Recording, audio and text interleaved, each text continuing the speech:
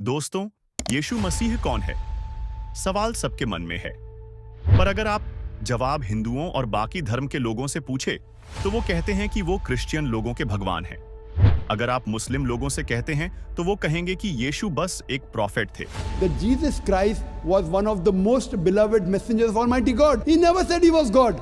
अगर आप क्रिश्चियन लोगों से ही पूछे, तो वो कहेंगे कि परमेश्वर के पुत्र थे, और कुछ साइंस के मानने वाले कहेंगे कि वो बस एक मनुष्य थे। पुत्र के नाम के आगे उनके पिता का नाम लगा होता है, तो जीसस जो है वो तो वास्तव में भगवान के पुत्र हैं। तो वास्तव में यीशु मसीह कौन थे?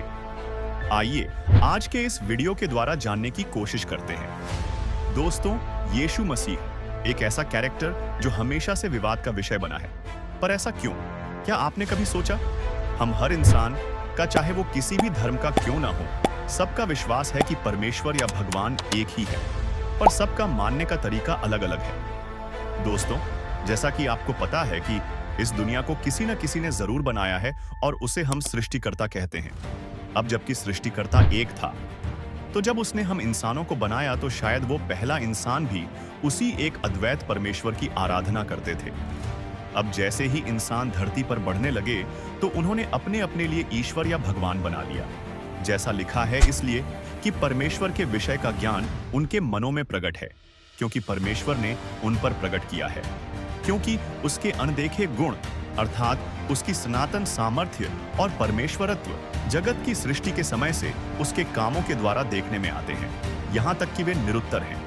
इस कारण कि परमेश्वर को जानने पर भी उन्होंने परमेश्वर के योग्य बढ़ाई और धन्यवाद न किया, परंतु व्यर्थ विचार करने लगे, यहाँ तक कि उनका निर्बुद्धि मन अंधेरा हो गया।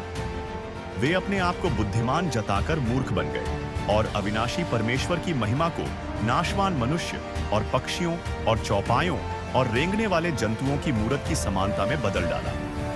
दोस्तों, परमेश्वर सर्वसामर्थी है। उसने है एक चीज की सृष्टि की, और इंसान उसके सृष्टि की पूजा कर रहा है, न कि सृष्टिकर्ता की।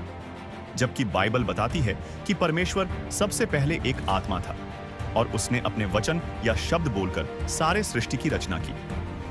परंतु हम इंसानों को उसने अपने हाथों से, हम इंसान को बनाया। इंसान ने पाप किया। पाप क्या था? परमेश्वर की आज्ञा को न मानना। और जब पाप आया, तो दुख, बीमारी, तकलीफ और मृत्यु लेकर आई। बाइबल के अनुसार परमेश्वर ने अब्राहम को चुना और उसके द्वारा एक संतान की प्रतिज्ञा किया। परंतु जब संतान होने में देरी हुई, तो उसके अपने दासी हजीरा को लिया, और उसके द्वारा एक पुत्र उत्पन्न हुआ, जिसका नाम इस्माइल था, और इसी के द्वारा मुस्लिम समुदाय आया। परंतु परमेश्वर ने प्रतिज्ञा अब्राहम से और उसकी पत्नी सारा से की थी, जिसके द्वारा इसहाक आया, और इसहाक से याकूब उत्पन्न हुआ। याकूब का नाम ही बदलकर इजराइल पड़ा, और याकूब के 12 संतान हुए, जिनके वंशज बाद में यहूदी कहलाए। ये लोग मिस्र देश ने 440 साल तक गुलाम रहे, और फिर परमेश्वर ने मूसा नामक भविष्यवक्ता को भेजा, और मूसा के द्वारा उसने यहूदी लोगों को मिस्र के गुलाम से बाहर निकाला। और परमेश्वर ने 10 आज्ञाएं दी, जिसमें से पहला आज्ञा था, तू मुझे छोड़ दूसरे को ईश्वर करके न मानना। और यही कारण है कि जब यीशु मसीह आया, तो यहूदियों ने उसे परमेश्वर मानने से इनकार कर दिया। अब दोस्तों, यही मूसा था जिसने भविष्यवाणी की, तेरा परमेश्वर यहोवा तेरे मध्य से, अर्थात तेरे भाइयों में से मेरे समान एक नबी को उत्पन्न करेगा, तू उसी की सुनना। क्योंकि यह भविष्यवाणी पहले ही कर दी गई थी, तो यीशु मसीह को भविष्यवक्ता होना ही था, जिसे लेकर मुस्लिम लोगों के द्वारा कहा जाता है कि वह बस खुदा का एक भविष्यवक्ता था और कुछ नहीं। पर क्या सचमुच यीशु मसीह बस एक भविष्यवक्ता था, या उससे ज्यादा भी कुछ और? जैसा कि हमने बताया, परमेश्वर इजरायली लोगों से प्रतिज्ञा किया था, पर इजरायली लोग परमेश्वर के विरोध में पाप करते थे और फिर दूसरे लोगों के गुलाम हो जाते थे। तब परमेश्वर ने उनके बीच में राजाओं को स्थापित किया, जिसमें दाऊद, सुलेमान जैसे राजा हुए। फिर जिनके चले जाने के बाद वो फिर से गुलामी में चले जाते थे। तब परमेश्वर यशायाह भविष्यवक्ता के द्वारा एक भविष्यवाणी करता है, इस कारण प्रभु आप ही तुमको एक चिन्ह देगा। सुनो, एक कुमारी गर्भवती होगी और पुत्र जनेगी, और उसका नाम इम्मानुएल रखेगी। फिर कहा गया कि क्योंकि हमारे लिए एक बालक उत्पन्न हुआ, हमें एक पुत्र दिया गया है, और प्रभुता उसके कांधे पर होगी, और उसका नाम अद्भुत युक्ति करने वाला, पराक्रमी परमेश्वर, अनंत काल का पिता और शांति का राजकुमार रखा जाएगा। अब आप जरा इन नामों पर ध्यान दीजिए कि वो इस नाम से जाना जाएगा।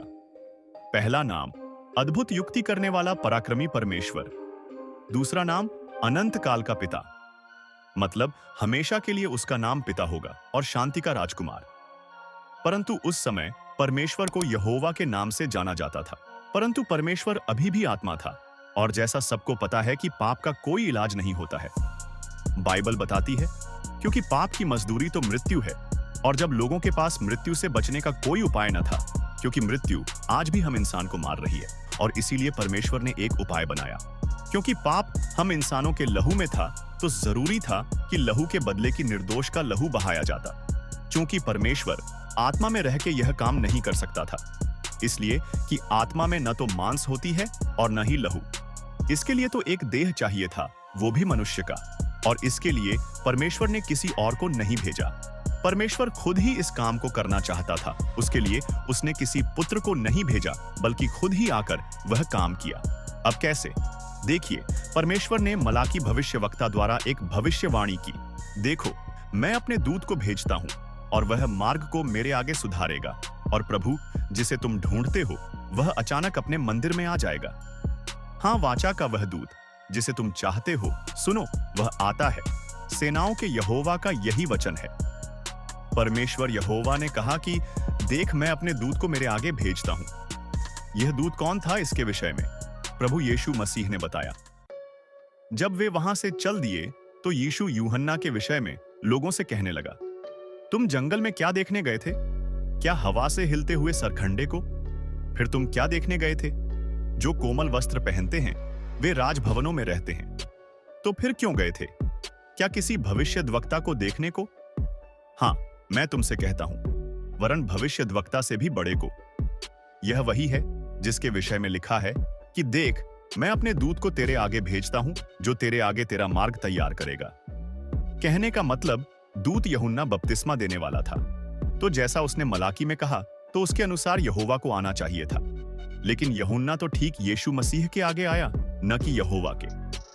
दोस्तों, असल में आने वाला यहोवा अर्थात पुराने नियम का पिता ही था, और वह उस मंदिर में आने को था। परंतु परमेश्वर यहोवा ने किस मंदिर की बात कही थी? आइए इसको एक वचन से समझते हैं। यीशु ने उनको उत्तर दिया, इस मंदिर को ढा दो और मैं इसे 3 दिन में खड़ा कर दूंगा। यहूदियों ने कहा, इस मंदिर के बनाने में 46 वर्ष लगे हैं, और क्या तू उसे 3 दिन में खड़ा कर देगा? परंतु उसने अपनी देह के मंदिर के विषय में कहा था। यीशु ने साफ साफ कहा कि उसका देह मंदिर था, और मलाकी 3:1 के अनुसार परमेश्वर यहोवा उसी देह में आने वाला था। बहुत से लोग कहते हैं कि यीशु तो परमेश्वर का पुत्र था, परमेश्वर नहीं। तो हम यीशु के जन्म को देखते हैं कि यीशु का पिता कौन था।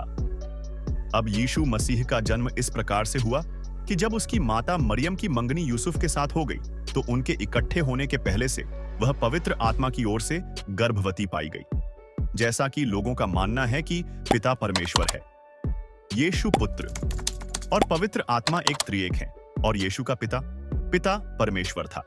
पर मत्ती 1:18 कहता है कि यीशु का पिता तो पवित्र आत्मा था, न कि पिता परमेश्वर, क्योंकि मरियम पवित्र आत्मा के द्वारा गर्भवती हुई था, न कि पिता परमेश्वर के द्वारा। और उसीलिए दूत ने कहा कि वह पवित्र आत्मा के द्वारा उत्पन्न होने के कारण ही वह परमेश्वर का पुत्र कहलाया।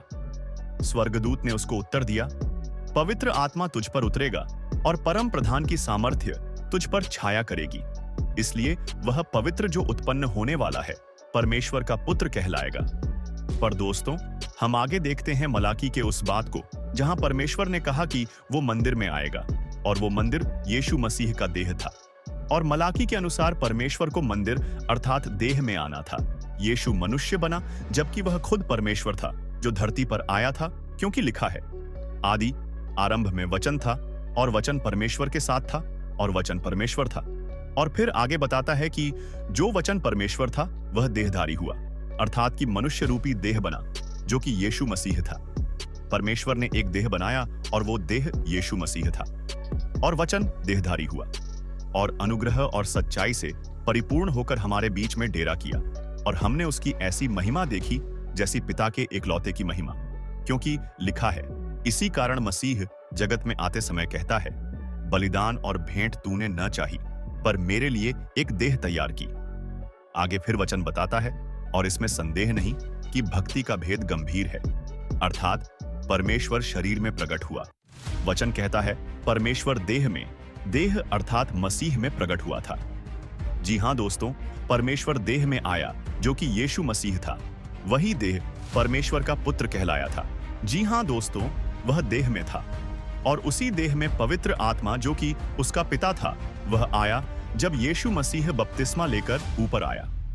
लूका की किताब बताता है, जब सब लोगों ने बपतिस्मा लिया और यीशु भी बपतिस्मा लेकर प्रार्थना कर रहा था, तो आकाश खुल गया और पवित्र आत्मा शारीरिक रूप में कबूतर के समान उस पर उतरा, और यह आकाशवाणी हुई, तू मेरा प्रिय पुत्र है, मैं तुझसे प्रसन्न हूं। जब यीशु मसीह के देह जो कि मंदिर था, और उसी मंदिर में पवित्र आत्मा जो कि पिता था, उसके अंदर आया, जो कि मालाकी 3:1 की भविष्यवाणी का पूरा होना था। अब पिता यीशु रूपी देह के अंदर था। इसी बात को फिलिप्पुस नामक यीशु का एक चेला में पूछा, हे प्रभु, पिता को हमें दिखा दे, यही हमारे लिए बहुत है। इस पर यीशु ने उससे कहा, हे फिलिप्पुस, मैं इतने दिन से तुम्हारे साथ हूं, और क्या तू मुझे नहीं जानता? जिसने मुझे देखा है उसने पिता को देखा है। तू क्यों कहता है कि पिता को हमें दिखा? क्या तू विश्वास नहीं करता कि मैं पिता में हूं और पिता मुझ में है? ये बातें जो मैं तुमसे कहता हूं, अपनी ओर से नहीं कहता, परंतु पिता मुझ में रहकर अपने काम करता है। इस पर यीशु ने कहा, मैं और पिता एक हैं। यीशु ने कभी नहीं कहा कि मैं और पिता अलग हैं। उसने कहा, हम दोनों एक हैं। पिता और यीशु मसीह एक थे, पर उनका काम करने का तरीका अलग था। पुराने नियम में पिता के रूप में काम किया, और नए नियम में पुत्र के रूप में, और अब पवित्र आत्मा के रूप में हमारे संग है। वही परमेश्वर पुराने नियम में पिता के रूप में था। नए नियम में एक देह बनाया जो कि यीशु मसीह था। आत्मा और देह दोनों एक हुए। यीशु मसीह स्वयं परमेश्वर था। फिर जब क्रूस पर मारा गया तो पवित्र आत्मा जो कि उसका पिता था, उसको छोड़ दिया। तब यीशु ने कहा, हे मेरे परमेश्वर, हे मेरे परमेश्वर, तूने मुझे क्यों छोड़ दिया? वह मौत के बाद कब्र में दफनाया गया, और उसी आत्मा ने उसे तीसरे दिन जिलाया। लिखा है, और यदि उसी का आत्मा जिसने यीशु को मरे हुओं में से जिलाया। मौत के 3 दिन बाद यीशु मसीह जी उठा था, और परमेश्वर और यीशु मसीह दोनों एक हो गए थे। फिर मसीह स्वर्ग में उठा लिया गया, और आज भी वह जिंदा है। एक परमेश्वर की विशेषता होती है सर्व सामर्थी, जिस पर मृत्यु जय नहीं पा सकती। यीशु मसीह वही था। वहीं एक परमेश्वर, पर काम करने का तरीका 3 में, पिता, पुत्र और पवित्र आत्मा के रूप में। त्रिएक परमेश्वर नहीं, पर एक ही परमेश्वर के 3 अलग अलग कार्य स्थिति।